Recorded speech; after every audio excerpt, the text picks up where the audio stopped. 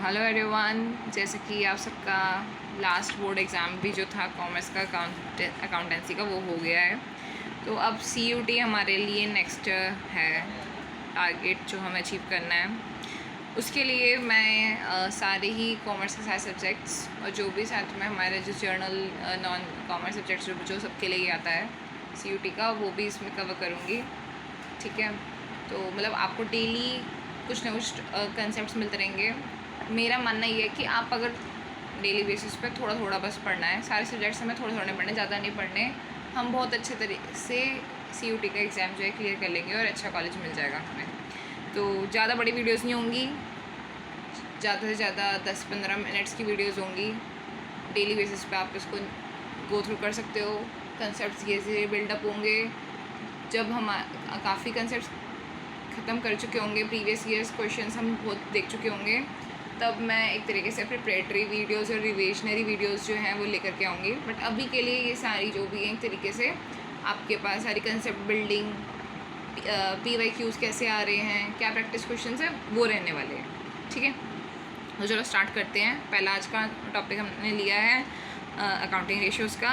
So concept says accounting ratios help in analysing financial statements and evaluating a companies performance. तो हमें पता ही है कि अकाउंटिंग रेशियोज़ जो है एक तरीके से हमें पूरी मतलब कंपनी की पूरी कुंडली खुल जाती है अगर अकाउंटिंग रेशियोज़ किसी ने देख ली तो, कि क्या उसका आगे फ्यूचर रहने वाला है, क्या क्या हुआ होगा, कहाँ कहाँ पे कमियाँ हैं, सब कुछ हमें पता चल जाता है अकाउंटिंग रेशियोज़ से। ठीक है, इसके कुछ टाइप्स हैं, 4 टाइप्स होते हैं मेजरली, जो कि और सबसे ज़्यादा जो पूछे जाते हैं। फर्स्ट है liquidity ratios, second solvency ratios, third activity ratios and fourth one is profitability ratios. So liquidity ratios में भी फर्दर हमारे पास आ जाता है। ठीक है, मैंने अगर आपको देखना हो डिटेल में तो आप अकाउंटेंसी के बोर्ड्स वाले सेक्शन में अगर आप देखोगे रेशियोज़ वाला टॉपिक, तो उसमें मैंने ना बहुत काफ़ी डिटेल में बताया हुआ है। बट मैं अभी इसमें डिटेल में नहीं, टू द पॉइंट लेके जाने वाली हूँ, क्योंकि हम इसमें प्रीवियस ईयर क्वेश्चंस भी करने वाले हैं बहुत सारे। तो वीडियोस को शॉर्ट रखने के लिए मैं इसमें डिटेल में नहीं जाऊँगी। ठीक है, डिटेल में आपको देखना हो किसी को भी तो आप वो प्लेलिस्ट में जा करके आप वो वाली वीडियो रेफर कर सकते हैं।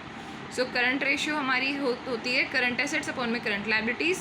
इसकी आइडियल रेशियो होती है 2:1। ये पूछा जा सकता है, इसलिए आइडियल रेशियोज़ मैं साथ में लिखती जा रही हूँ, देख लेंगे आप।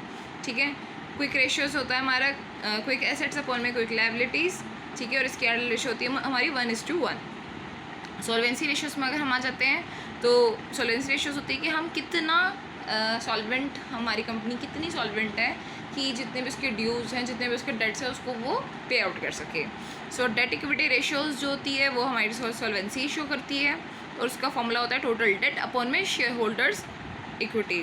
ठीक है, कि जितना हमारे पास टोटल डेट है और कितना हमारे पास शेयर होल्डर्स का ओनर्स की इक्विटी है। ठीक है, उतना कैपिटल है। सेकंड हमारा आता है interest coverage ratio. Interest coverage ratio होता है EBIT means earning before interest and taxes upon में इंटरेस्ट ऑन डिबेंचर्स। ठीक है, कि जितना हमारा प्रॉफिट है, जितना हमने प्रॉफिट कमाया है, उसमें से कितना % हम मतलब कितने टाइम्स हम अपना इंटरेस्ट ऑन डेट्स जो है उसको पे कर सकते हैं। सो ये वाली रेशियो हमारी वो बताती है। ठीक है, मतलब ऐसा ना हो ना कि कहते हैं हम इंटरेस्ट भी पे आउट नहीं कर पा रहे अपने प्रॉफिट से, तो वो चीज़ जो है वो एक तरीके से काइंड ऑफ इंडिकेटर की तरह यूज़ करता है interest coverage ratio. Activity ratios है हमारी इन्वेंट्री टर्नओवर रेशियो।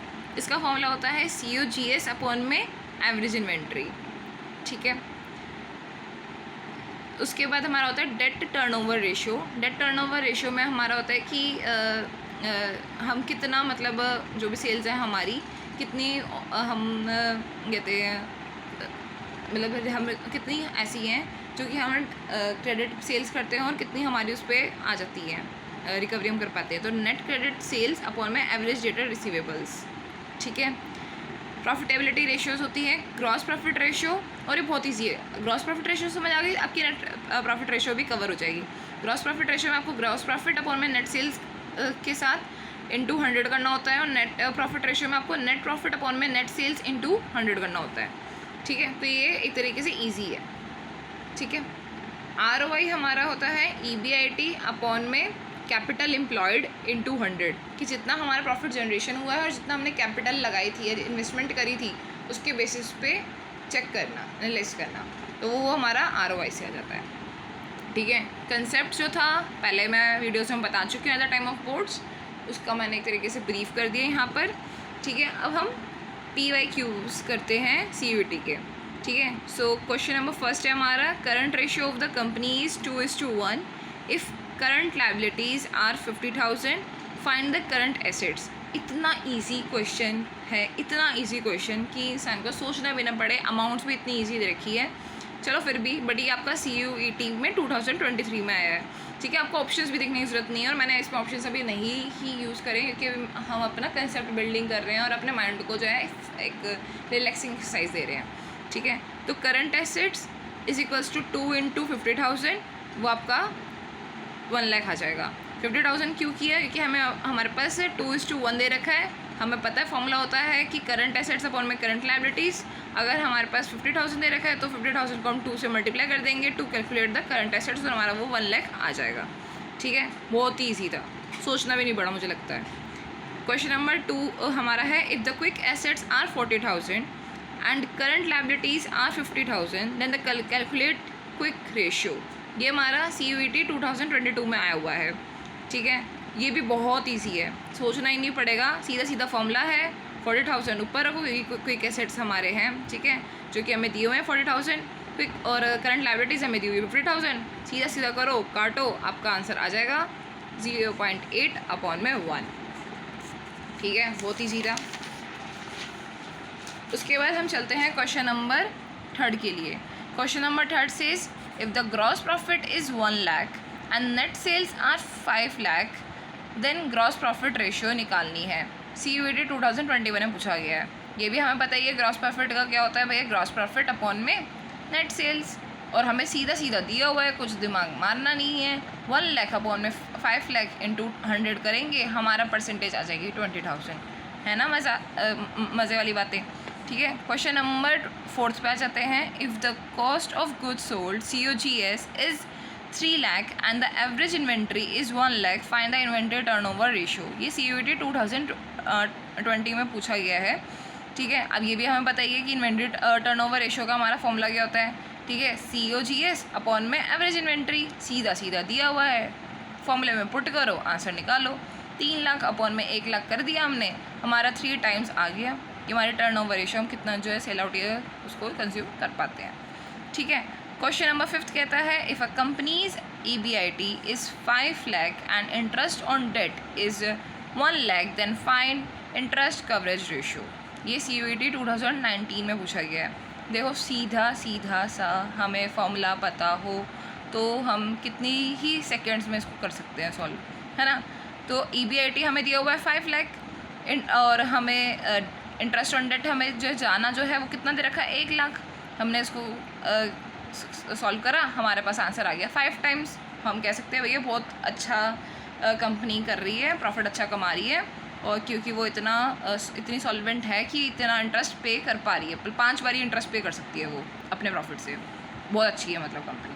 ठीक है, question number 4 says, a firm has debt of 2 lakh and equity of 8 lakh, find the debt equity ratio. अब हमें डेट इक्विटी रेशियो निकालना है। डेट इक्विटी रेशियो में बताइए, डेट अपॉन में इक्विटी होता है, सीधा सीधा दे रखा है, इसमें भी पुट करो, आंसर निकालो। 2 लाख अपॉन में 8 लाख है, इसका हमारा रेशियो आ गया 0.25। ठीक है, चलो जी आगे बढ़ते हैं। Question number 7 says, a company's net profit after tax is 4 lakh and net sales are 10 lakh, find the net profit ratio. है ना मजाक की बात। अभी ऊपर ग्रॉस प्रॉफिट भी निकाला है हमने, यहाँ नेट प्रॉफिट है, पता है सीधी सा फॉर्मूला है, नेट प्रॉफिट अपॉन में नेट सेल्स। हमें दे रखा है net profit 4 lakh, net sales दे रखा है 10 लाख, कैलकुलेट करा 40% आ गया। ठीक है, आप ये जैसे मैं फॉर्मूला जो आपको बोल रही हूँ ना, वैसे वैसे फॉर्मूलाज आप खुद भी रिकॉल करो माइंड में और बोलो, उससे क्या होगा ना, आपको एफर्ट्स ही लगेंगे उसको याद करने के लिए। जो घबरा रहे हैं ना लोग, वो एफर्ट्स ही लगेंगे, क्योंकि ऑटोमेटिकली इतनी हैबिट हो जाएगी आपके माइंड को, और आपके मतलब बोलने से आपको इतनी हैबिट हो जाएगी कि आपको एफर्टलेसली ना आपको ये सब चीज़ें याद होंगी और आप बड़े प्यार से इसको सॉल्व करके आओगे। ठीक है, प्रैक्टिस क्वेश्चंस में दे रही हूँ।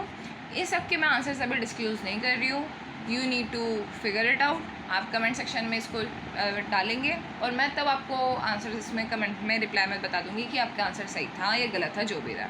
ठीक है, थोड़ा सा तो हमारी प्रैक्टिस होनी चाहिए ना। तो प्रैक्टिस के लिए 3 क्वेश्चन ही रहने वाले, ज़्यादा नहीं।